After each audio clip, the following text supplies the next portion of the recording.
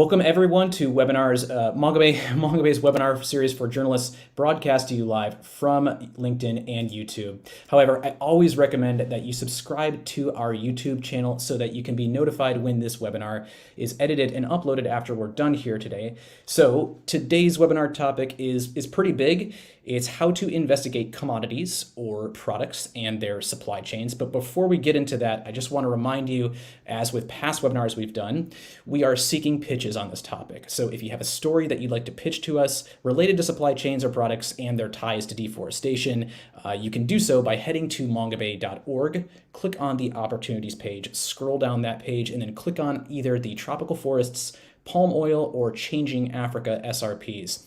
And as always, we appreciate all pitches that are sent to Mongabay, but we also encourage you to pitch your story ideas to other outlets, if not to us.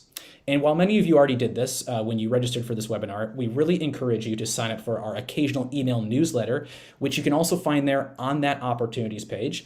The newsletter shares new paid reporting opportunities and job openings here at Mongabay, so I highly recommend you check that out. And then we also have a dedicated newsletter for our webinar series, so you can get the latest on what we're working on here. And that newsletter sign up will be linked in the show notes of this webinar today. So the agenda for today is going to be a slate of roughly 8 questions for the panel. And then at the conclusion of the hour-long session, we're going to open the floor to your questions. But if you have any thoughts or comments, just go ahead and drop them in on the platform that you're tuning in on today. And you can leave a comment either on YouTube or LinkedIn, and I can directly address it later. So with that said, let's go ahead and introduce our panel, starting with Elisangela Mendonça. Elisangela is an award-winning journalist with the Bureau for Investigative Journalism, specializing in climate change, human rights, and she is a fellow at the Pulitzer Center Rainforest Investigations Network, a project designed to encourage collaborative investigative reporting, and a member of the Oxford Climate Journalism Network.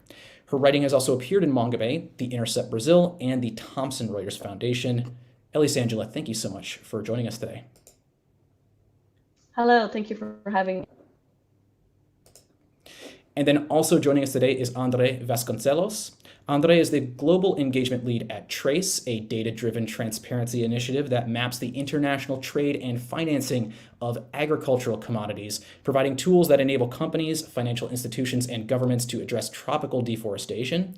He has 13 years of experience in the development and implementation of projects focused on the conservation and sustainable use of natural resources, environmental regularization, ecological restoration, and forest certification. He has a master's degree in biodiversity conservation from the University of Oxford, and you can learn more about Trace at their website at Trase.earth. Andre, thank you so much for being here today. Thanks, Mike, and everyone. It's a pleasure to be here today. And then last but certainly not least, joining us is Mongabay staff writer Hans Nicholas Young. Hans is based in Jakarta, and he covers a wide range of topics from politics to the economy, palm oil, mining, and others. And apart from Mongabay, his work has been published in The Independent, The Jakarta Post, China Dialogue, and The Pacific Standard. Hans, it's really great to have you here. Hi, Mike. It's nice to see you all here. And I am Mike DiGirolamo, your host and moderator, audience engagement associate for Mongabay. So to recap, if you're tuning in now, we're going to give each panelist an opportunity to address a slate of roughly 8 questions, and then we'll be holding a 15-minute session at the end for your questions. And again, if you have one, just go ahead and drop it in on the chat on the platform that you're tuning in from, and we'll do our best to answer it at the end of this hour-long session. And if you miss any of this webinar or you know someone that couldn't join today, this entire discussion will be published on our YouTube channel immediately following this broadcast and lightly edited for your convenience with timestamps and resources. So if you registered for this webinar via the Google form, you'll be receiving a link to this published webinar and a brief survey, which we really encourage you to fill out. And this webinar will also be accessible on our blog at the original registration page. So let's go ahead and get started, starting with our first question here. So this is a pretty big elephant in the room, as it were.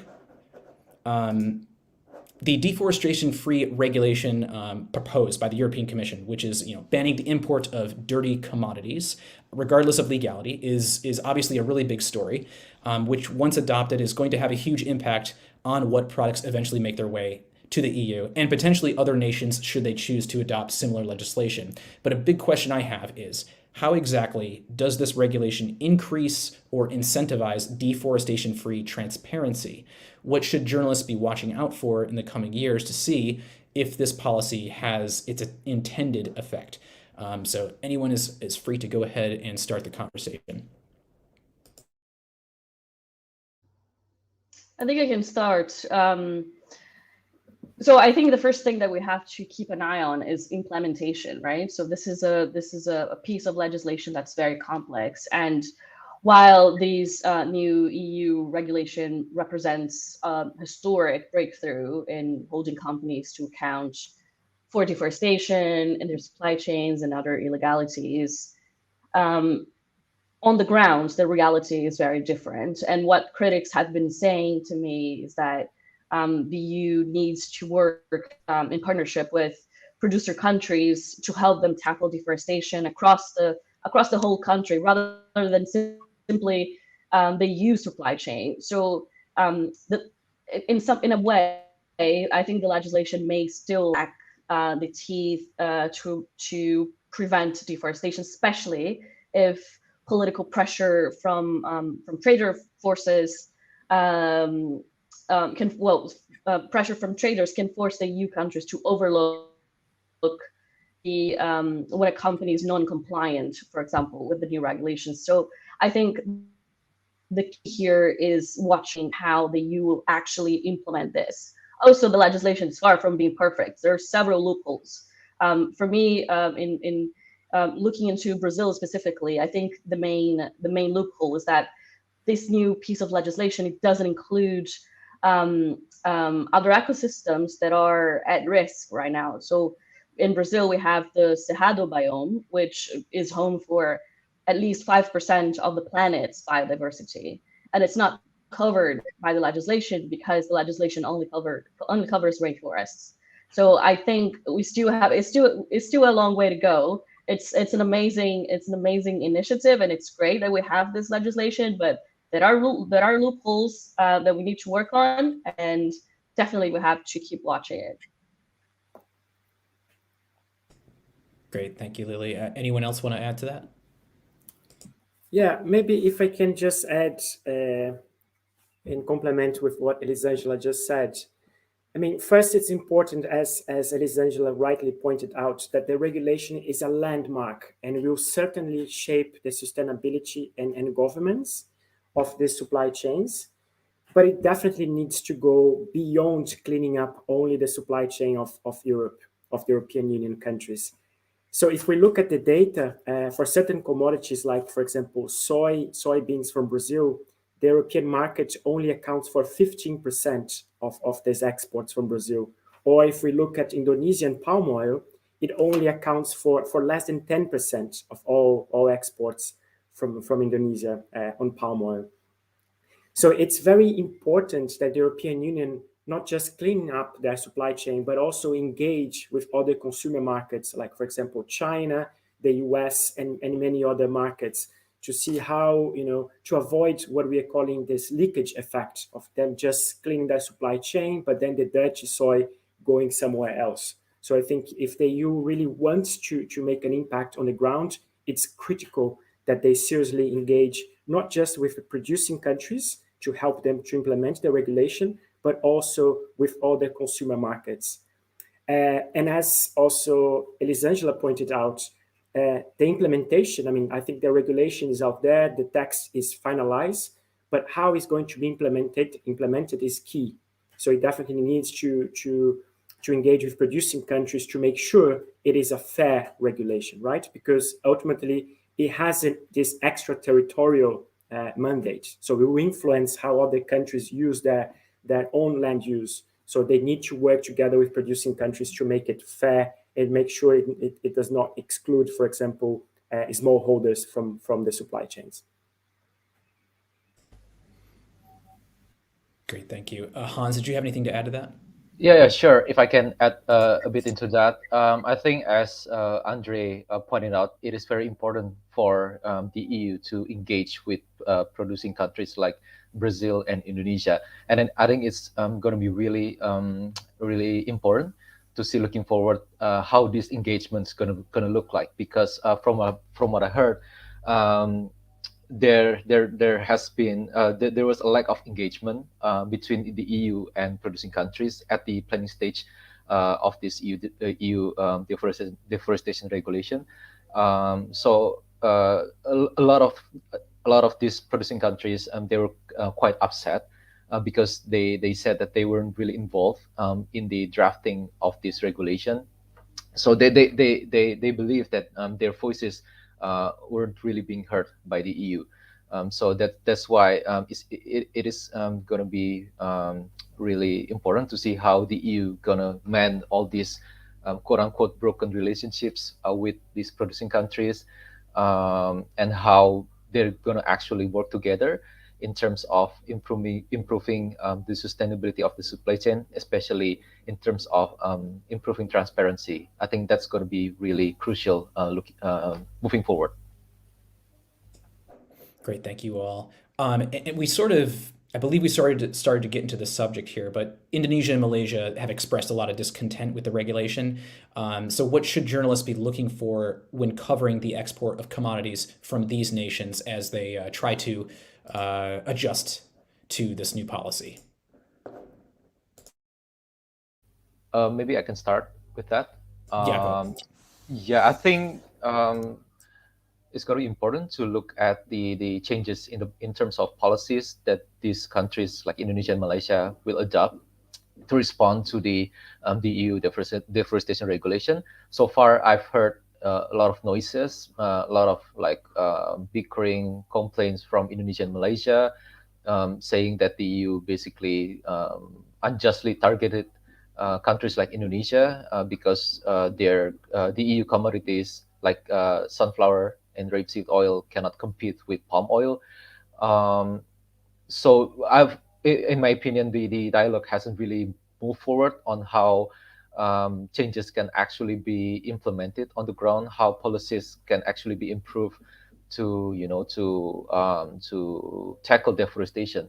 So I think what's going to be what the question that we need to ask is what kind of changes that's going to be implemented on the ground to actually improve the sustainability of the industry. Yeah. Yeah, just to add to that, I think so far, not just Indonesia and Malaysia, but other countries like Brazil showed that it needs more engagement. Those producing countries, because of these agricultural commodities are key for the economy of those countries, they need to be part of this, of this movement, of these developments to really, address deforestation and other environmental and social issues associated with the supply chains.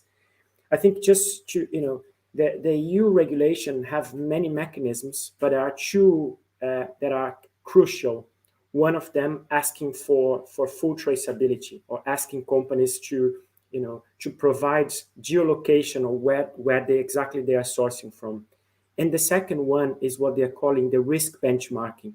So they want to categorize different countries according to different levels of risk, so high, low, and standard risk. So then they can have different levels of due diligence requirements. And I think it is critical on that process that in big countries like Indonesia, Brazil, and many others, that this risk benchmarking go to a subnational level. Because what can be high risk, for example, for one commodity, for soy, it can be a high risk area. It can be very low risk for coffee or any other commodity. So it has to be commodity specific and also go to a subnational risk, because it simply is not fair to classify a huge country like Brazil and Indonesia as just simply high risk. So I think the EU regulation put a tender recently to hire organizations to implement how to develop this risk benchmarking. So I think it's critical for journalists to keep an eye on that, how this develop and how this is implemented. Thanks very much, Andre. Elisangela, did you have anything to add? No, I'll pass this one. Thank All right, no you. worries. And so, you know, before we spend too much time on this, let's go ahead. I wanted to go ahead and give Andre a chance to tell us a bit about his platform, Trase.earth.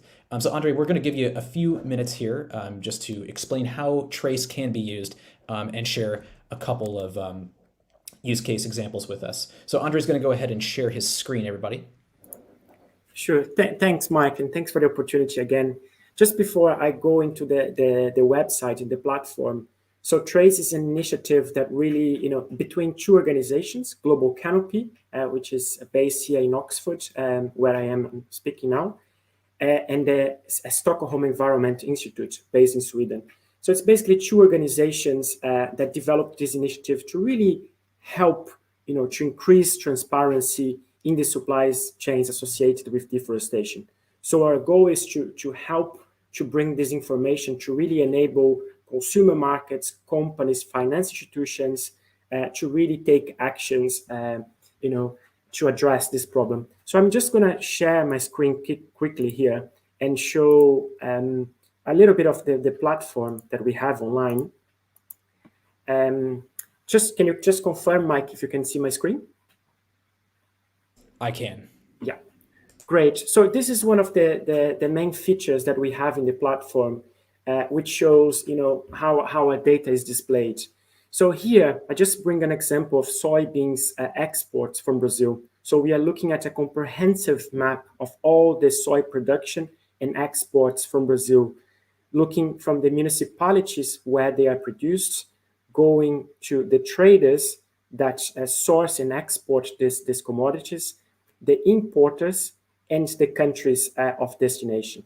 So, for example, if a journalist is interested in looking at one company, you can click here and see exactly where ADM, in this case, sourced their soy from in Brazil. And the same for Luis Dreyfus, Kofco, Amagi, or any other commodities of interest.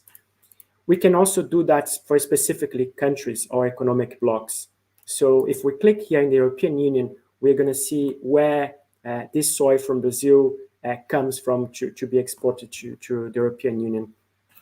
And once we start linking these countries of import all the way to, you know, to producing municipalities or regions, we can then start looking at the environmental impacts associated with this.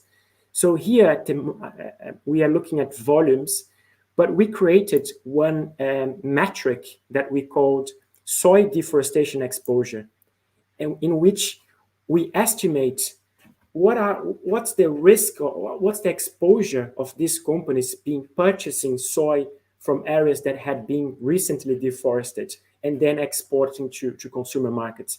So we give a number, a metric in number. So here, for example, for Bunge in hectares, how much or what's the exposure of Bunge to this deforestation associated with their supply chain. We do that for all the companies in the same way for consumer markets. So you can explore the data via this Sankey diagram, but we also have what we call Data Explorer, which I think can be helpful for journalists to really assess some quick data or answer some quick questions.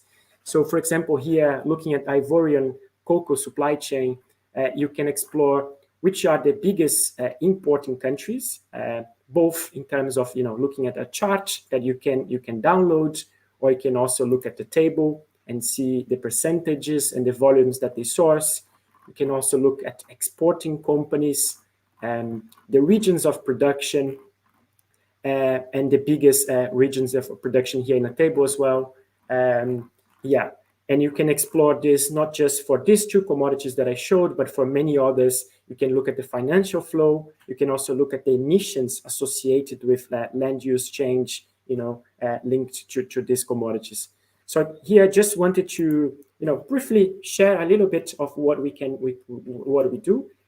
We are, a transparency initiative. So basically what we do is everything is freely available on the website. So journalists are more than welcome to go and explore the data or really reach out to us directly, that we'll be very happy to answer any questions, or to support any investigations that journalists may would like to do. Thanks for the opportunity again, Mike. Yes, thank you very much, Andre. And everyone, I will go ahead and I'll place a link in the show notes here to the platform, so that you can access it at your will. Right now, we're going to go ahead and transition to talking about the UN Comtrade database. So what can the panel here tell us about the UN Comtrade database and how reporters can use HS codes to track shipments?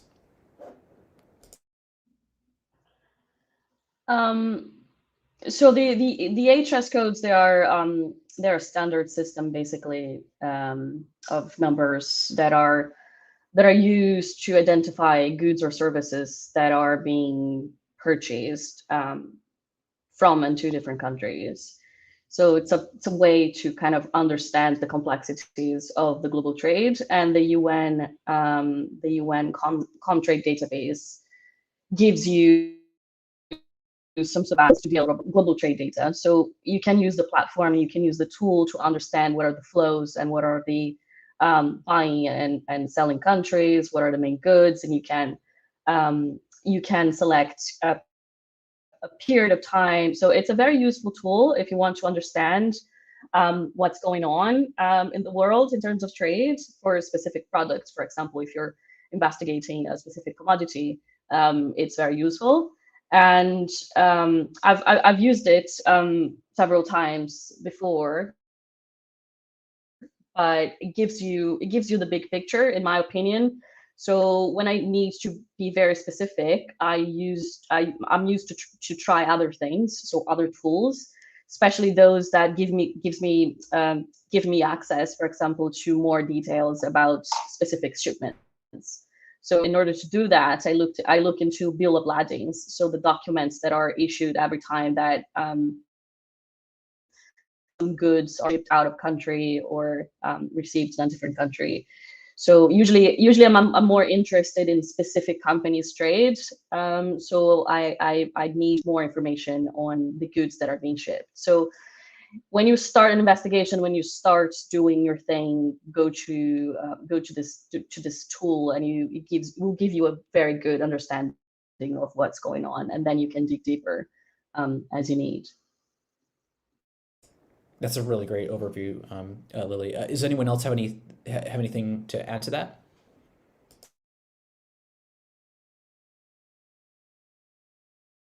Okay. All right. Well, so with that said, we're going to go ahead and move on to the next question. Is another database.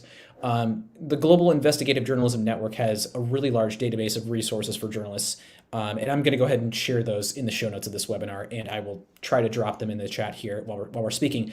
Has anyone on this panel used any of these resources, and what can the panel tell us about where a journalist can start from when investigating any of the commodities we've mentioned at the top of this webinar, which are palm oil, cacao, beef, or soy. And I know we just covered the UN Comtrade database, but now we're going to talk about any of these other resources that we've just mentioned. I mean, I love most of these tools. They have a very nice place in my heart, especially Panjiva. So we were talking about the UN Comtrade, and I was talking about how I need more information and how I need the information to be more specific.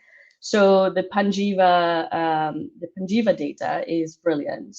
So basically, it's very intuitive. You can just look for specific shipments from different countries for different companies. You can use the HS codes. You can use specific names of the companies involved. You can use addresses. So it's a very complete data set that you can access, and it's very useful if you're investigating supply chains.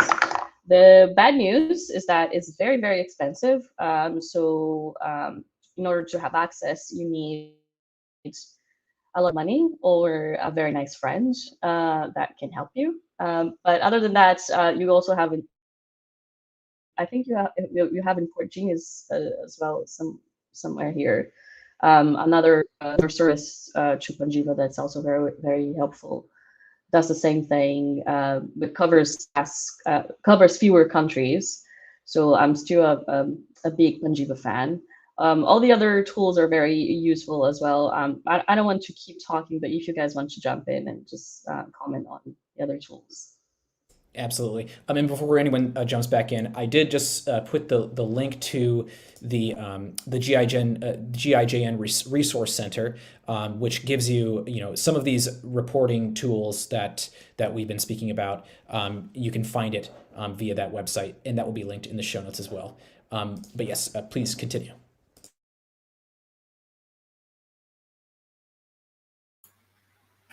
Yeah, I just wanted to add, I mean, I'm not a journalist myself, so I don't use the data sets, or I do use sometimes for research. So Trace is currently not listed that. We would love to be added and support as needed.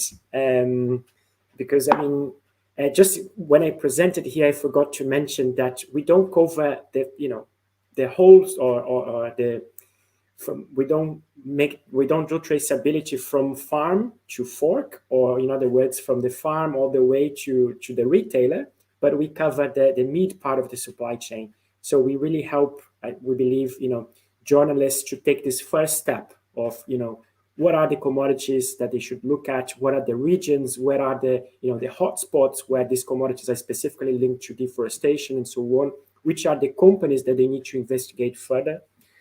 So I think it can help. Another one that I would recommend, especially for those journalists that like a little bit more of data, it comes from a research paper called the Pendrew. We call it the Pendrew data set. That it provides looking at all the commodities or the agriculture commodities in the globe. It sort of looks to linking deforestation or land use change to these commodities. It doesn't go to subnational level, so that's also it doesn't provide that level of granularity. But again, it can help perhaps within in the initial stages of the investigation to add a little bit of salt, and pepper, as we say in Portuguese, to really help the investigations to see, like, okay, which are the what the research says, and what are the priority, or what are the commodities that are driving most deforestation in tropical areas, for example. Great. Yeah, can I add something? Absolutely. Yeah. I really like the Business and Human Rights Resource Center. This is particularly for those who are interested in exploring the human right abuse cases in the supply chain. Those who are interested in that topic might want to check the Business and Human Rights Resource Center, because they have a large database of companies, and they range from a lot of different sectors, including agriculture. So if you look at their database, you can actually find companies that you are interested in, and you can click on that, and then they will show you news articles or reports on human rights cases that are related to the supply chain of this particular company. And then they also compile the responses that this particular company has given. So it's a really good way to track the human rights abuse cases of this company.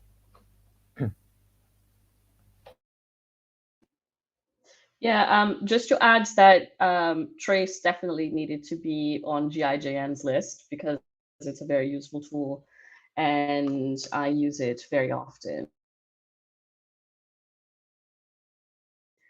Keep on checking both Open Corporates and the OCCRP's database, because if you're investigating companies, this is a very fun way of finding interesting connections between, for example, executives, and finding juicy details about their lives, or previous connections to other companies, or illegalities, court cases.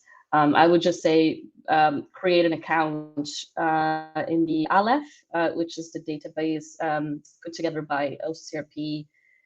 So you have when you have a subscription or logging details, you can access more things.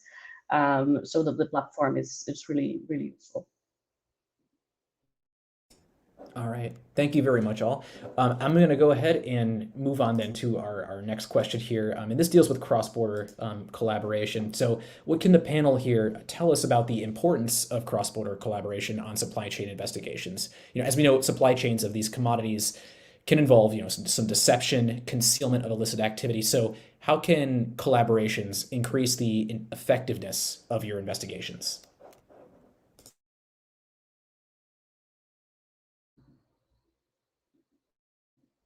I'll go again. Sorry, I can shut up about collaborations. That's the best way to move forward. Honestly, I think that's the future of journalism, and I'm enthusiastic about collaborations. The Bureau of Investigative Journalism, where I work, is very encourages collaborations all the time. This is the essence of what we do. Basically, our module consists in partnering with other media outlets to generate more impact and reach.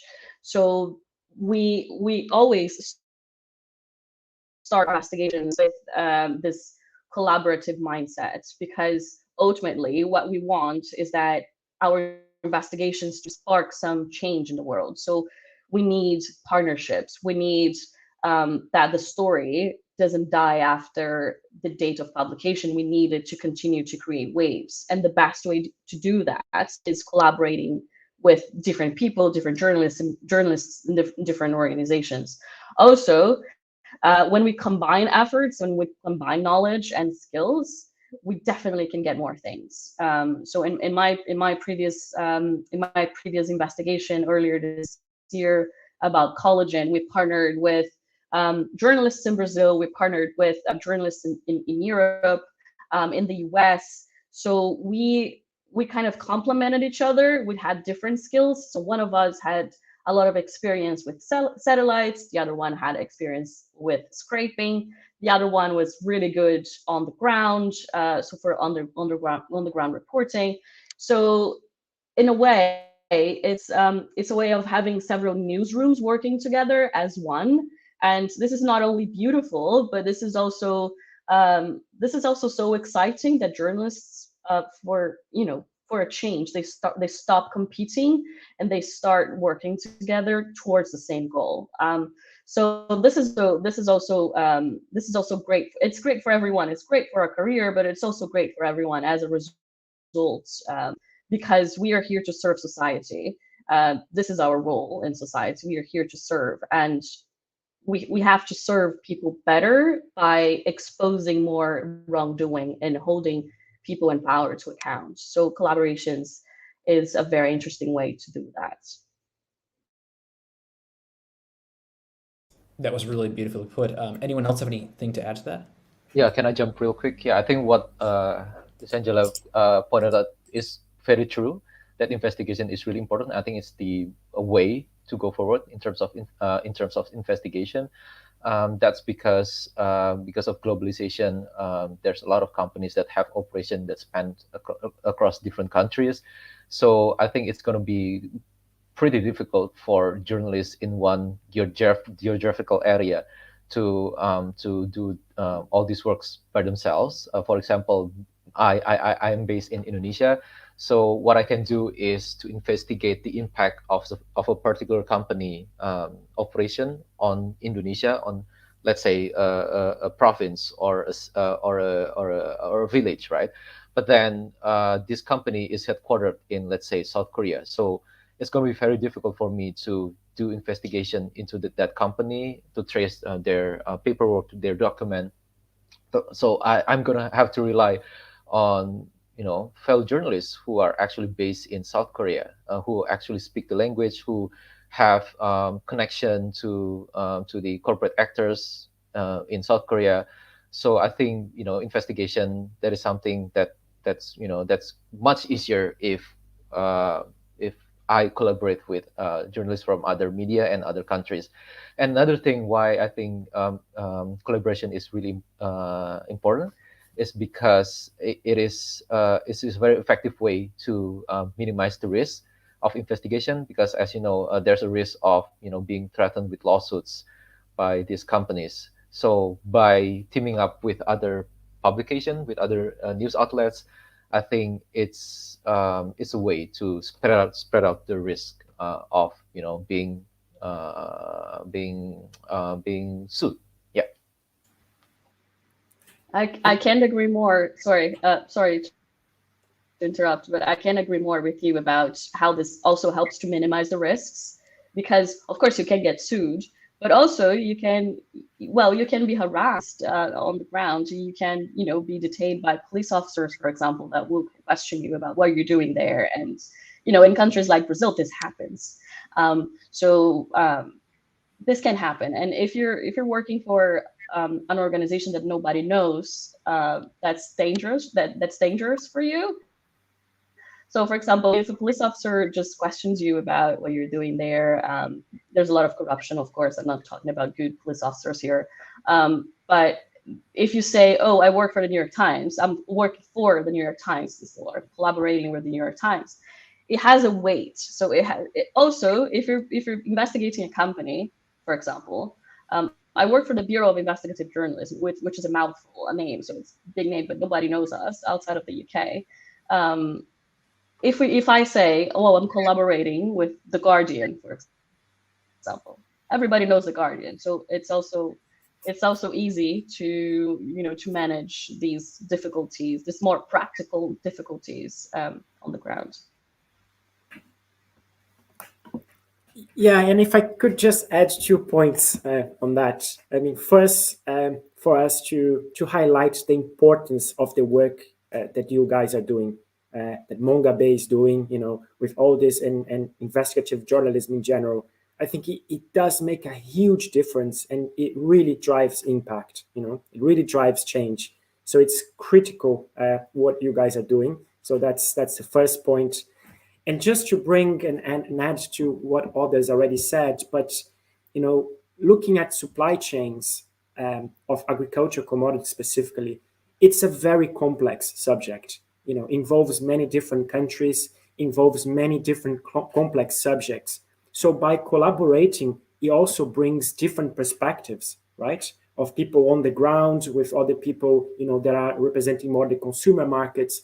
So it really brings that, level of detail and level of, analysis that it needs to really, make an impactful story and an important story to bring. So I just wanted to add this, that, the different perspectives is also critical when looking at a specific topic.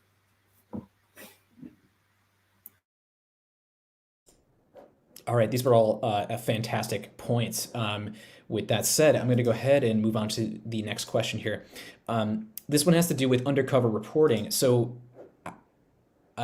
what can the panel here tell us about the use of undercover reporting to expose illegalities or illicit activity in supply chains? I mean, first of all, what are the ethical considerations behind this? And what are instances where you would use it and then ones where you would not?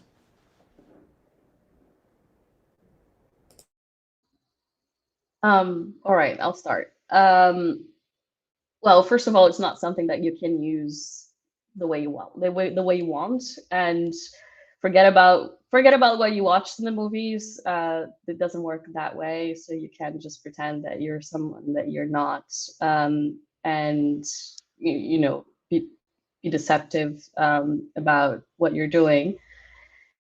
So it is a very important and interesting way of gathering information, but it needs to be dealt with a lot of care. And I say that in my case, for example, I live in the UK, so I work under the UK media law, and according to the UK media law, you have to have a very solid argument to go undercover. And this entails is that you can go on a fishing expedition. Basically, you have to gather evidence previously that there is some wrongdoing going on, there's some illegality taking place, and you had some sort of documentation of that, so you can go undercover and prove it or gather images of that or anything like that. Another possibility is another justification for going undercover, according to the law, is that you can go undercover when this is the only way to get that information without putting yourself or others at risk. And this definitely applies to my job right now, because I do a lot of investigations about supply chains, and I often go to places that will put me at risk, risk of life, for example. And this this needs to be discussed internally, and this needs to be signed off by your editor. So there's like a paper trail, or there's a documentation that this is your plan and the reason why you're adopting that plan. So it's a very effective way of getting information. But as journalists, we have ethical boundaries and we cannot deceive people. So we have to be very careful about how we use it. But definitely in these two cases that came to my mind, so you can use it, and it's an interesting way of getting the job done. Fantastic insight there, Lily. Does anyone else have anything to add to this? Yeah, sure. So based on my personal experience, I've done some undercover reporting before, but always see it as a last resort. So it is not something that I do all the time.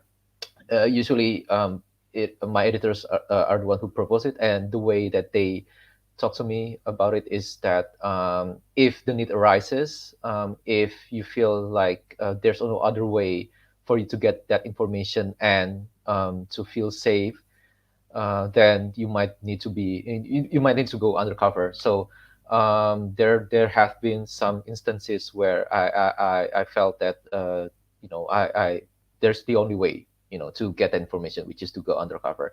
And I always see it as a way to get information, but then I will use that information as a basis of the next reporting work. So I use that information, and then I will need to verify it, corroborate it with other sources, to validate the information that I got from the undercover work that I did. Yeah, and I think before you go to the field, it's really important to discuss with your editors on the ethical boundaries of going undercover. The to do and not to do, what to do and what to avoid while doing undercover. Again, to minimize the risk, and to make sure that you're not stepping out of the ethical boundaries of your profession.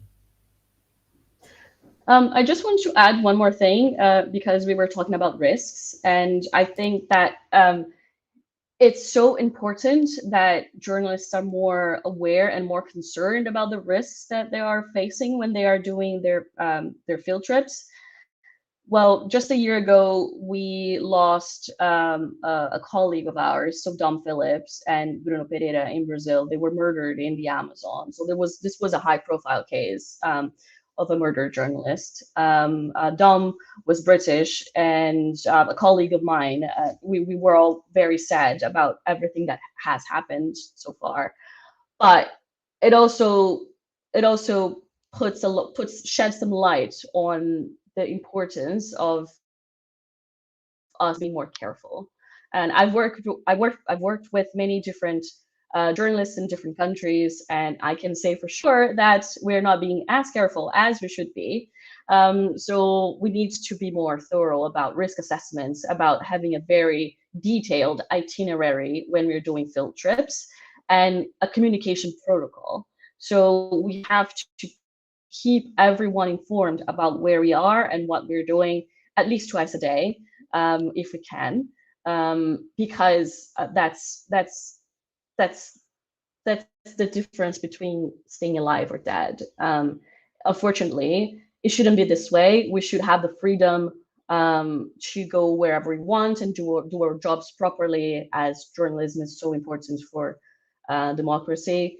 But unfortunately, this is not what happens, and we are exposed to a lot of threats and a lot of violence. So we have to be more aware of that. So my advice would be, if there are other journalists watching us, my advice would be make sure you have a very detailed risk assessment and you think about every possible scenario that you can face on the ground and ways to mitigate these risks, because this is a long game. So we want to stay alive to continue to do what we do.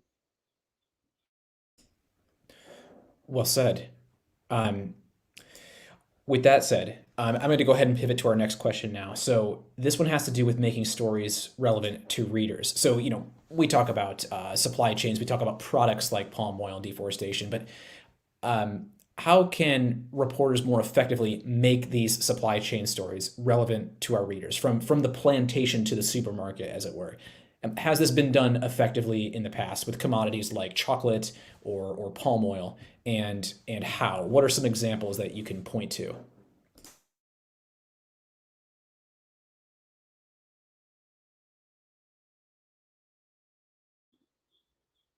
All right.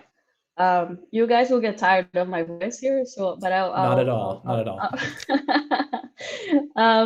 So how can we do this effectively? So that's a $1 million question in a world where people are changing the way that they consume news, and there's a lot of exhaustion about climate news. People just turn the page because there's news avoidance because it's too much to take in.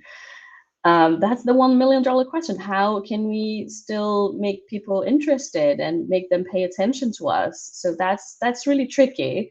But one of the things that I found as a possible solution is meeting people where they are. So if TikTok is the place where people are watching the news or staying informed, let's go there. We can be prejudicial about new formats and new ways of telling a story or new narratives. So that's the way to go. I'm very old school, and I really enjoy my long form, long reads.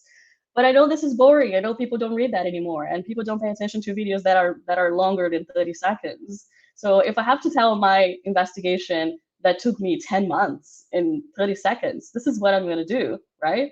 So in my previous investigation with with the Bureau, it was about collagen, how this health supplement, that's all the celebrities are talking about and influencers and everyone's talking about, how this supplement is helping to drive deforestation in the Amazon and invasion of indigenous territories in Brazil.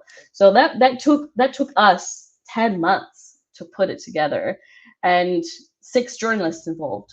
So it was a very complex investigation. I wrote an article for the Pulitzer Center, and someone counted the list that I put together of all the tools and sources of information that we used for this investigation. It was like 26.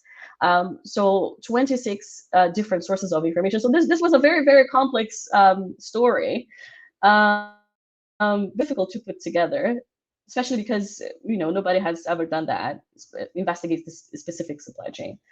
But we thought, okay, nobody's going to read this. So what were we going to do? So we just scratched our heads and we were like, okay, let's do a video. And then we produced this video that had this type of influencers style. So we hired an actress, which is the first time in my life I hired an actress. So we hired an actress. She was posing like a wellness and beauty influencer, and she explained the whole thing in less than a minute. And everybody was watching it. And all of a sudden, in social media, people were reposting and liking it and resharing it. So that's, in my opinion, we have to think outside of the box, and we need to keep people interested by giving them what they want. So if they want new formats or new interactive stuff or more jazzy type of narratives, this is what we should do. Yeah, it's interesting that you say that, Elisangela, because we that work more on the research side face the same challenge, right? Sometimes we carry out research for years, and it's very complex. So how can we digest all of this information and access, people that we want to influence?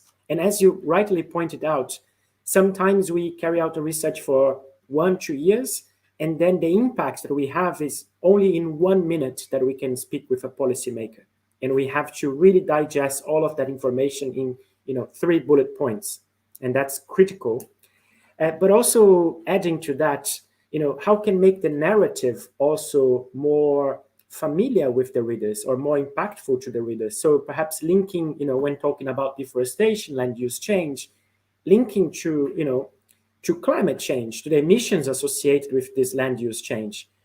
We know that deforestation accounts for 11% of GHG emissions globally. But if we look to countries like Brazil, it accounts for almost half of all the CO2 emissions in the country.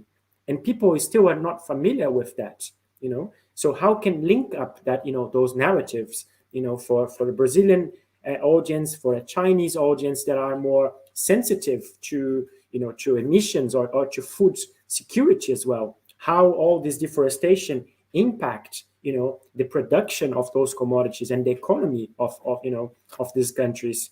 I think, I've seen many investigations and articles, articles very nicely done for cocoa and coffee that are kind of like easier to connect with the, the consumer market.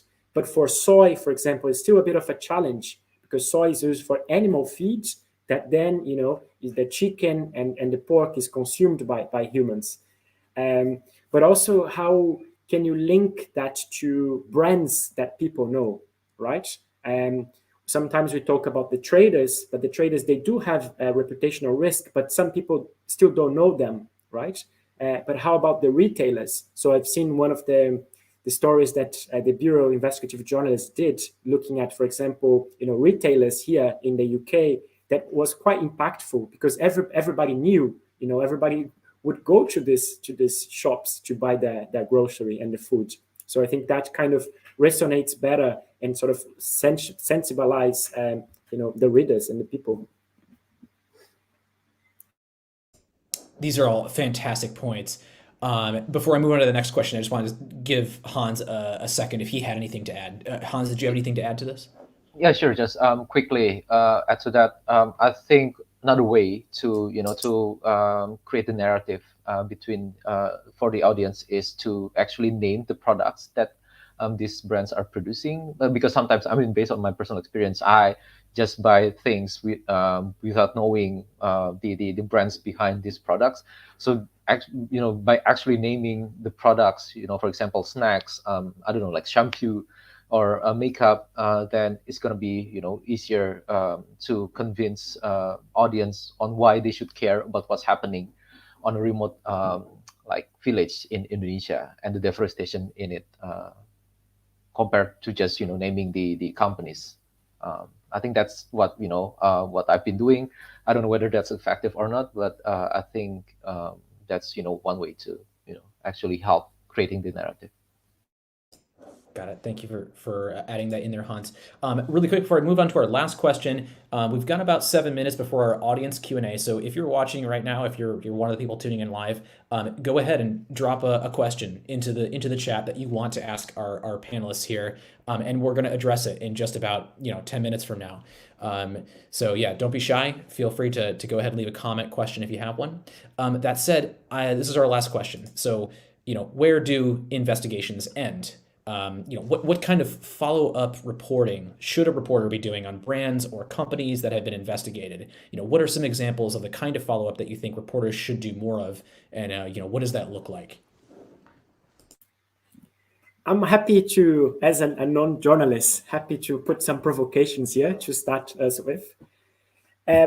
Just as I said before, investigations play a key role in driving change, in holding companies, finance institutions, and countries accountable. So, but I feel like that, there has been a lot of amazing investigations that did drive impact, but sometimes I feel that they can be quite disconnected. So, different, organizations working, and putting out different investigations. So is there room, for example, for more coordinated, efforts, for more orchestrated investigations that,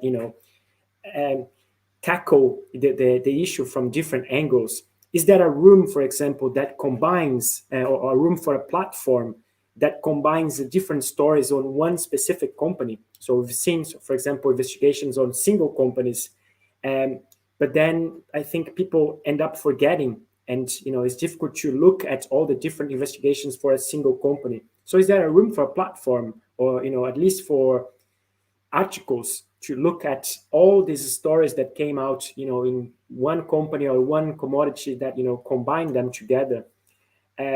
So I think this collaborative and coordinated process perhaps can really help to drive. This is something that we know in the NGO, the organizations, the non-governmental organizations, we tend to do a lot to to reach out to others and see what they're doing and how can we contribute to each other.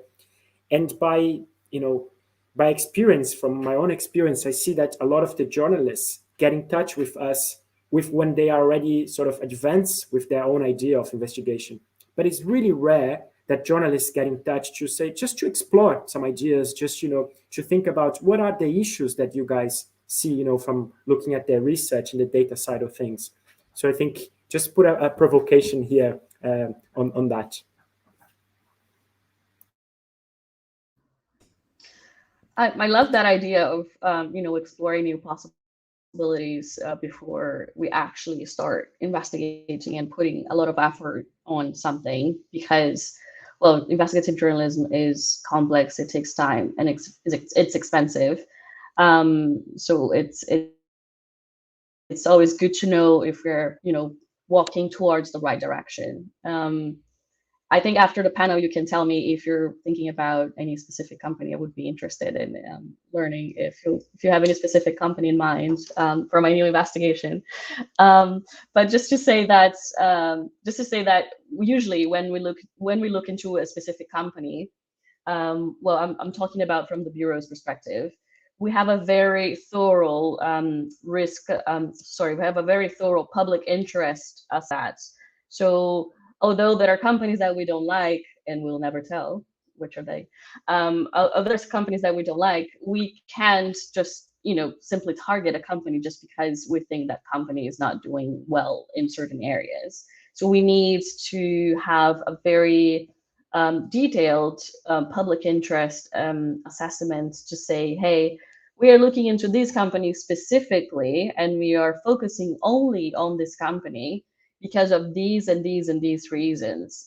Because this company is a major player, this company has a big market share, this company has been involved in illegalities before. So there are like certain boxes that we have to check before we look into a specific company.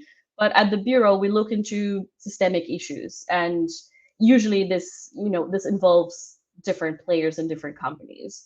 So when we decide what's the investigation that we're going to pursue, we have to tick all those boxes to make sure that we are being not only accurate and thorough, but we are being fair as well.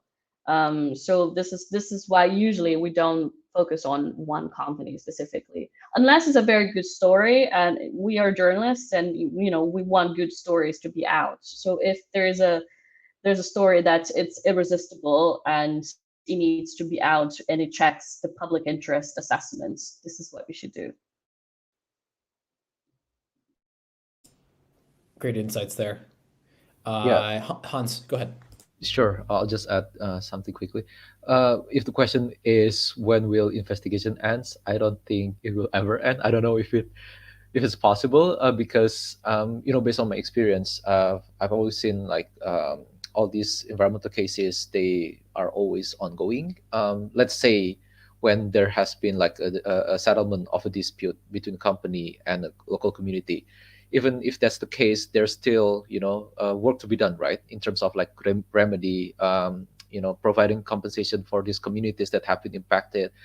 And a good way to do that, I think, is to check grievance mechanism of like certification bodies. For example, RSPO, the Roundtable of Sustainable Palm Oil, they have a grievance mechanism for disputes, for labor abuses, for environmental cases, right?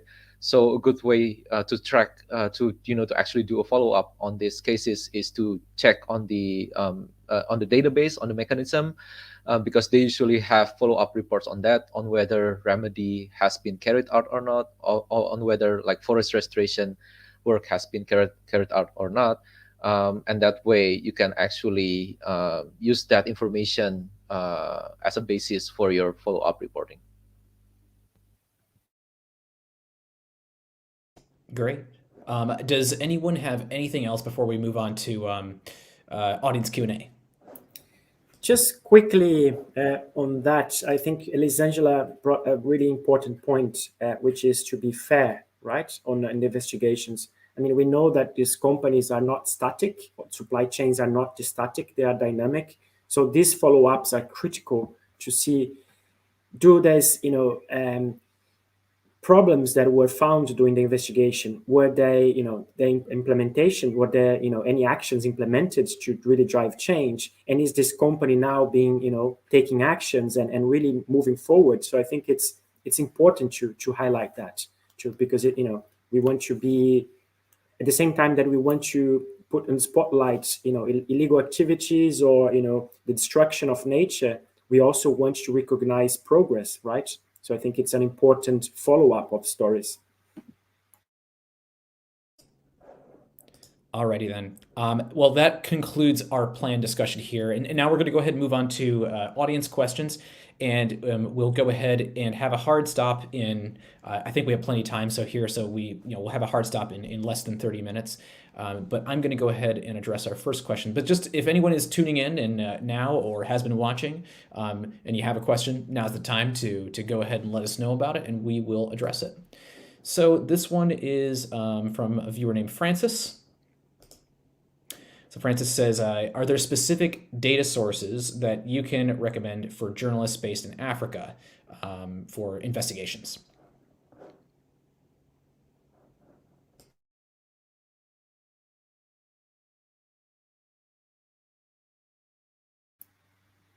Africa yet?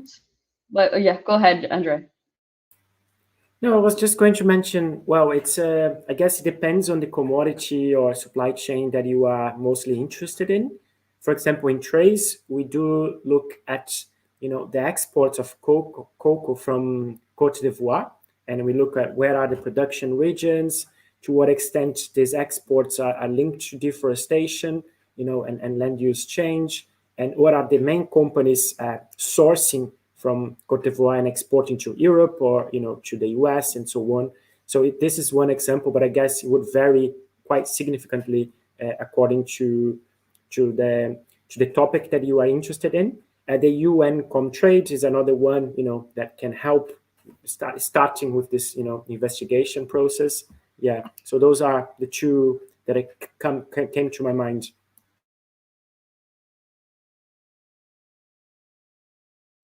Thanks, Andre. Did anyone else have anything to add to that? So usually I cover rainforests, right? So I'm not very familiar with, of course, with everything that's available. So I have very specific knowledge.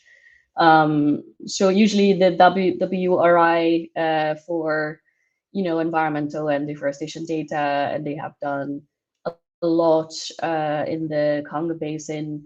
So a colleague of mine from the Rainforest Investigations Network, she has also helped to launch the platform called InfoCongo. So it's a new news platform, but they also put together a lot of interactive and new data sets about environmental investigations.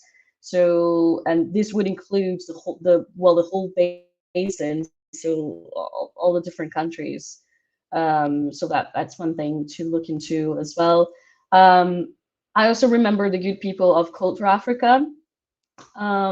So this is a data journalism initiative. They will probably come back with more ideas on how to find good sources of data to cover Africa.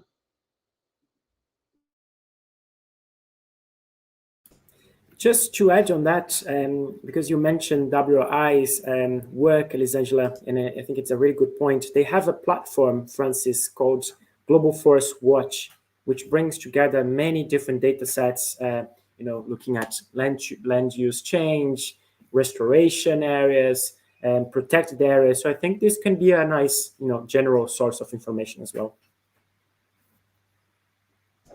And for those of you watching that also read Mongabay regularly, Global Forest Watch is a platform we here at Mongabay use quite frequently. So yes, I just want to go ahead and put my endorsement behind how effective that platform is in our reporting as well. So do check them out. That will be linked in the show notes. Yeah, and I believe they also have like a deforestation alert system. So if I'm not mistaken, you can actually put specific geographical location, and then have notification whenever there's a significant deforestation happening in that particular location. Thanks, Haas. Yes, absolutely, Francis. Thank you for asking. Thank you for asking that question.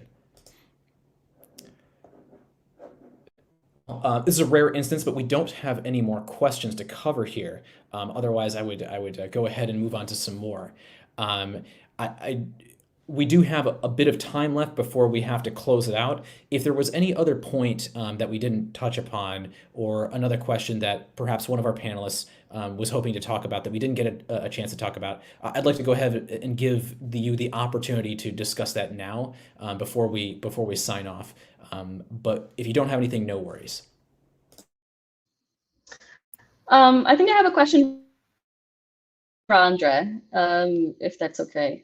I'm just curious about how I'm just curious about how do you feel about working with journalists? Because you mentioned that sometimes people just reach out to Trase when you're very advanced on a story or an investigation, but I just want to understand or listen to your thoughts about how this type of partnership can be more effective, and from a journalist point of view, what we can do to make sure that we can collaborate and we can work together, put the research and the story building on the same track. So if you have any advice on that, that would be very appreciated.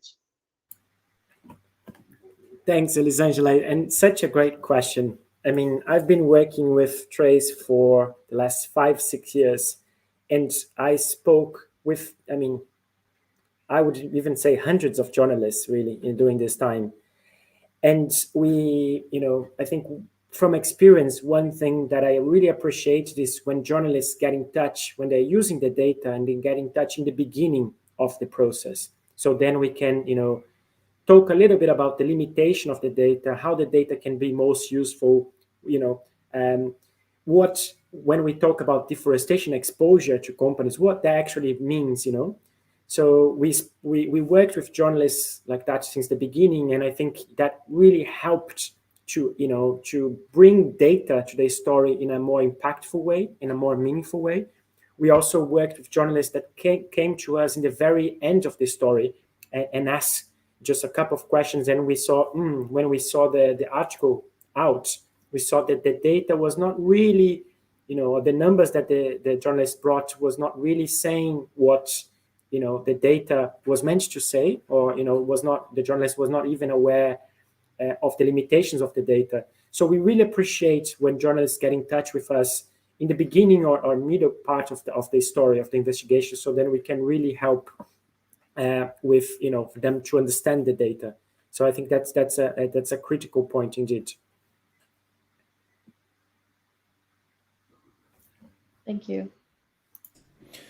Thanks very much, Andre. We did get another question that came in, so I would like to go ahead and check that one out.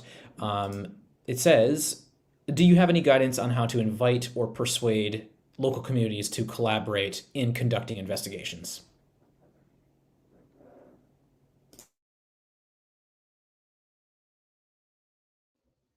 Do you want to go first, Hans? Yeah, sure. So basically, I don't have any experience in working together with local community in doing investigation work. I usually work together with other journalists rather than local community members. But from what I know, a lot of activists, a lot of NGOs, they actually work together with local community members to do investigative work because these community members, they're the ones who actually know what's going on the ground the best because they actually live in it. Um, but I think from what I know, it's really important to establish connection with them, to actually spend time with them. Let's say you're doing investigative work. This is, just to be able to speak with them, to actually convince these communities to tell their stories. It is very important to actually spend time with them, to get to know them. Even better if you speak some of their languages, like just basic like words. I think that's gonna help. That's gonna go a long way in establishing connection with them, and actually make them feel safe to tell their stories. But I don't know if if that is also helpful to to ask them to work together to do investigative work. Thank you, A Hans. 100%. Yeah, 100% everything that Hans said. I think the most important aspect of this job is building trust. So you can just parachute somewhere, ask a bunch of questions to people that had never seen you before, and expect them to open up and tell them, usually the very difficult stories about their lives. So I think that what's key is building trust with them. So it can either come from a community organizer or an NGO or an activist who will work as a intermediary, if I can call it that way, but someone who can, for example, introduce you or vouch for you when you're on the ground, and introduce you to someone that you want to interview. That's one way. The other way is kind of establishing a connection and building this relationship before you even hit the road. So well, with indigenous communities, for example, in Brazil, I often visit indigenous communities for the work that I've been doing. So I always reach out to them. I always try and talk to them a long time before I go on the ground. I try to build this relationship and this relationship of trust. I always try to be very clear about what I'm trying to do and what I want to get. So there are so many bad journalists around there. So when you introduce yourself as a journalist, there is some skepticism about what you're going to do and why do you want that, and what do you want to do with that information, right? So you have to be very careful in the way that you present the plan, what you want to do. So also be very transparent and be very clear. Don't make promises. So if you're in a community that you want to expose some wrongdoing and you want to achieve X number of things, you can say, yes, I'm going to try and do that, or I'm going to publish this in this publication, and this is my plan. This is what I'm going to do. But don't overpromise anything, because in journalism you can't promise anything, because you don't know if you're actually going to be able to deliver sometimes, especially if you're a freelancer. If you're a freelancer, everything is so much more difficult. And so just be clear, be straightforward, be transparent. Be someone that they can see that is doing their job properly. So that would be my main advice, I guess. All right, everyone.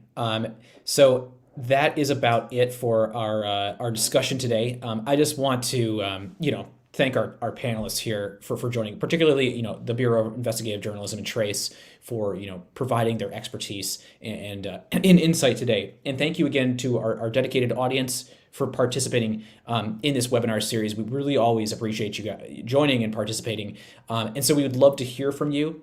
So if you have any feedback, please share that by letting us know. Fill out that webinar survey that you'll get emailed after we're done here today, if you registered via the Google form. Once again, this webinar is going to be published on our YouTube channel in roughly 24 to 48 hours with the timestamps and resources that I mentioned earlier. And then we'll publish a link on our blog at Mongabay as well, but it will be on YouTube in perpetuity. So if you have any ideas that you want to pitch to us, go ahead, go to our opportunities page at mongabay.org, scroll down the page, click on tropical forests, palm oil, or changing Africa, and please sign up for our occasional email newsletter, which shares new paid reporting opportunities and job openings.